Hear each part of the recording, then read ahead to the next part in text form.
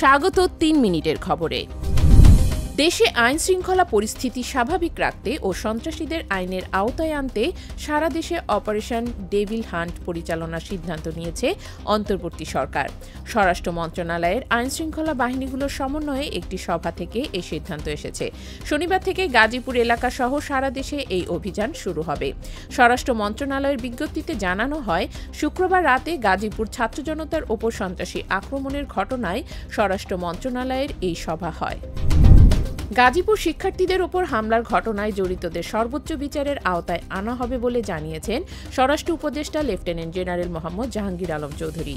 শনিবার Dhaka medical college হাসপাতালে আহতদের দেখতে গিয়ে সাংবাদিকদের এসব কথা বলেন তিনি। শুক্রবার রাতে বৈষম্য বিরোধী ছাত্র আন্দোলনের গাজীপুর জেলা সমন্বয়ক আবদুল্লাহ আল মাহিন জানান, সাবেক মন্ত্রী আ.ক.ম মোজাম্মেল হকের ধীরাশ্রমের বাড়িতে লুটপাট হচ্ছে।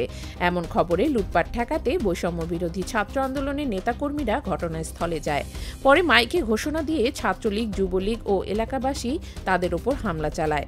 এতে গুরুতর আহত হন কমপক্ষে ২০ জন। খবর পেয়ে আইনশৃঙ্খলা বাহিনীর সদস্যরা ঘটনাস্থলে পৌঁছে আহতদের উদ্ধার করে তাজউদ্দিন আহমেদ মেডিকেল কলেজ হাসপাতালে পাঠায়। আহতদের মধ্যে ১৩ জনকে চিকিৎসার জন্য ঢাকায় পাঠানো হয়। বর্তমানে হাসপাতালে আছেন ৭ জন, তাদের একজনের অবস্থা গুরুতর। বৈষম্য বিরোধী ছাত্র আন্দোলনের নেতাকর্মীদের ওপর হামলার প্রতিবাদে শনিবার গাজীপুরের রাজবাড়ী সড়ক অবরোধ করে বিক্ষোভ করে সংগঠনটির নেতাকর্মীরা।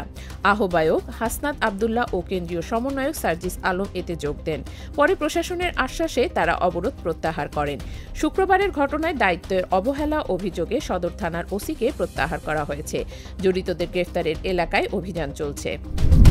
ছাত্র জনতার জুলাই অভ্যুত্থান ও শেখ হাসিনার পালিয়ে যাওয়ার পর গঠিত অন্তর্বর্তী সরকার ৬ মাস পূর্ণ করল।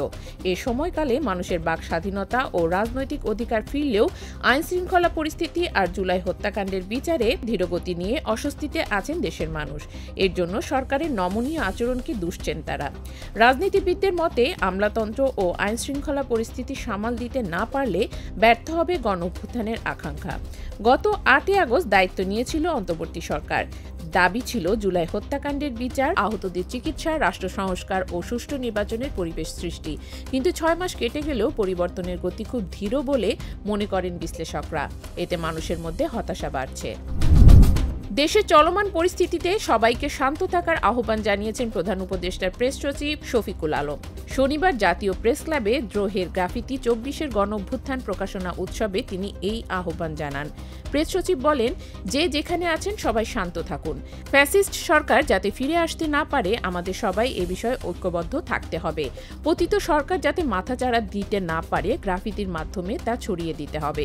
২৪-এর গণ অভ্যুত্থান ও প্রফেসর ইউনূসকে নেতিবাচকভাবে বিশ্বে তুলে ধরতে বড় অর্থের বিনিময়ে বড় ষড়যন্ত্র হচ্ছে। এতে জড়িত রয়েছে ভারতের মিডিয়া। ধন্যবাদ এতক্ষণ সাথে থাকার জন্য।